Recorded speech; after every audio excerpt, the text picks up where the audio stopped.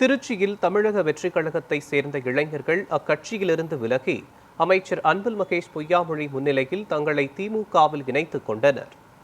பொன்மலை பகுதி இளைஞரணி துணை செயலாளர் ராம்பிரபு தலைமையில் இந்த நிகழ்வு நடைபெற்றது. தவேகாவை சேர்ந்த மேலகல்கண்டார் கோட்டை பகுதியைச் சேர்ந்த 40க்கும் மேற்பட்ட தமிழக வெற்றிக் கழக உறுப்பினர்கள் தங்களை திமுகவில் இணைத்துக் கொண்டனர்.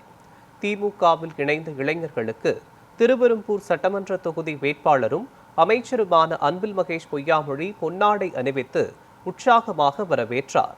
இந்நிகழ்வில் திமுக திருச்சி தெற்கு மாவட்ட பொன்மலை பகுதி செயலாளர் தர்மராஜ், வட்ட செயலாளர் சுப்பிரமணி மற்றும் இளைஞரணி நிர்வாகிகள், கட்சி தொண்டர்கள், பொதுமக்கள் என ஏராளமானோர் கலந்து கொண்டனர்.